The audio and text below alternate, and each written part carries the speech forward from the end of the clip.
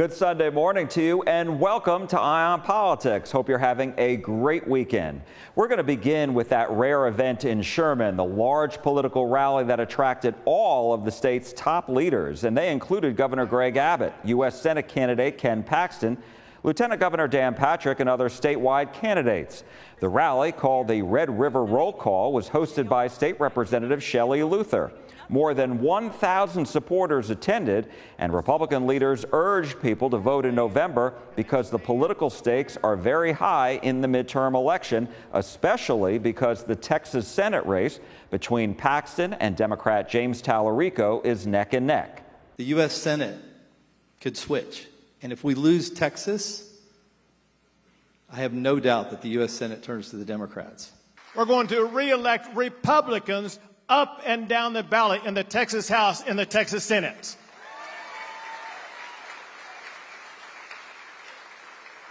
And for the 30th year in a row, statewide Republicans are going to sweep the tickets and keep Texas red this election.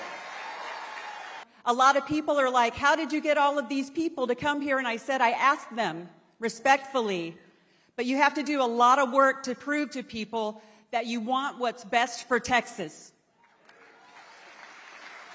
We went one-on-one with the Lieutenant Governor about his message to supporters on his re-election bid and the Senate race. Jack, we understand that rural Texas is what keeps Texas red.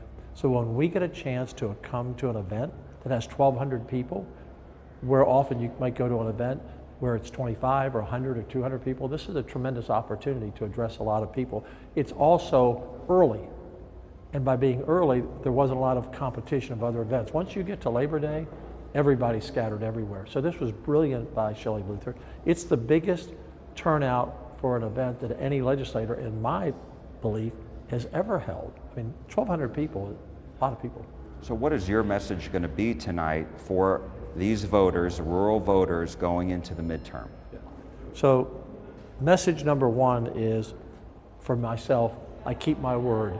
I was here in Grayson County, in Sherman, 2 years ago when there was a cement plant that wanted to be built right next to chip manufacturers, which these are billion-dollar plants. They support our military and chips. You know, we don't have a lot of chip manufacturers in the U.S. And it was a struggle, and they were going ahead with the cement plant, and I said, look, we're going to stop it because this undermines the whole community, the whole economy.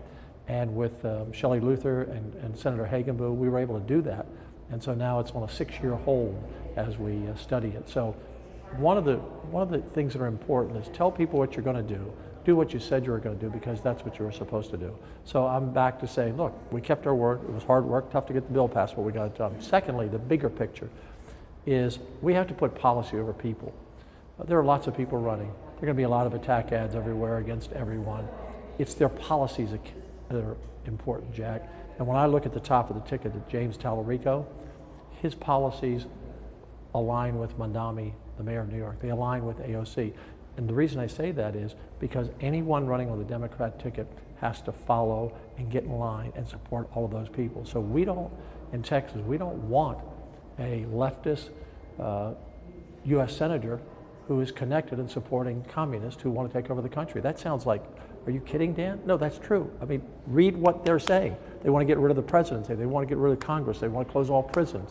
That's who they are, and they've been on the march for 40 to 50 years in this country. And the Mondami race and that win let them all come out and say, okay, we can do it too. And they've won some races. So the march here is Texas must stay red. We have to have rural Texas to stay red. And plus, I love this town. I've been here 3 or 4 times in the last 2 years, so I just like Sherman. And on your point, though, as far as the Senate race is still tied, according to all the polls. Yes. So why is that the case?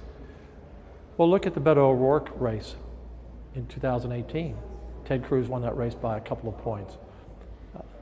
Talarico is not known yet, so whenever you have someone who's new, sounds good, looks shiny object, well, once they find out about what he stands for, like God has multiple genders, the Bible supports abortion. Look, this guy, people sometimes say Republicans are injecting God into our campaigns. I do all the time. I'm going to talk about Jesus tonight, as a matter of fact. But this guy came out and said, I'm a moderate pastor. Well, he's not moderate, and he took some courses in a seminary, but he's not a pastor. And he's committing blasphemy against the Bible. I know it's a strong word, but when you say God has many genders, when you say the Bible supports abortion, and you criticize other parts of the Bible, I actually have said this and I mean it. I pray for him. No, we're going to beat him, but I pray for his soul, because if he continues this track of mocking God, it's not going to turn out well for him in the long term. So I hope the guy sees the light one day and realizes and says, hey God, I'm tired of mocking you. Sorry I did that, because that's what he's doing. And that is the one area that the Bible is very strong on. You do not mock God. And that's all going to be exposed coming up. I think people are going to say, really, he said that? I mean, the guy liked to text. He's got a volume of text out there he's not going to be happy with when people see them. On the mic in the Texas House, he's been against everything we passed as conservatives. He's been against everything, and he's tried to play himself as the next Beto O'Rourke, and he's going to lose like Beto O'Rourke. Is all of that going to matter when affordability seems to be the biggest issue that voters are concerned about? Well, it does matter, and the Democrats have shown that when they're in charge, things fall apart. The economies are not good. Look what's happening in New York City. Look what's happening in every blue state. Their economies are a disaster. We're looking at affordability in Texas. It's very important. We have cut property taxes, but not enough. But 61% of seniors now, Jack, do not pay school property taxes because of the bill that we've passed on the homestead exemption for $200,000. Seniors at 65, their values are frozen forever. My double nickel plan that I've talked about, I want to reduce that down to 55. So when you become 55, all your values are frozen. That will save the average homeowner $10,000 to $15,000 over those 10 years, plus their values are frozen. I figure if Denny's can say you're a senior at 55 and get a Grand Slam breakfast, why can't the Texas legislature say, we want to recognize to freeze your values at 55? Affordability, a lot of it is impacted by what's happening nationally.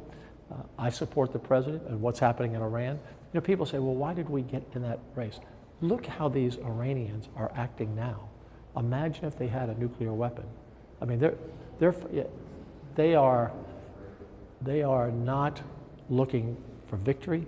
They're looking to create death everywhere they go, and they will be there to the end. So I support the president. Yes, that's driven up some cost in gasoline a little bit.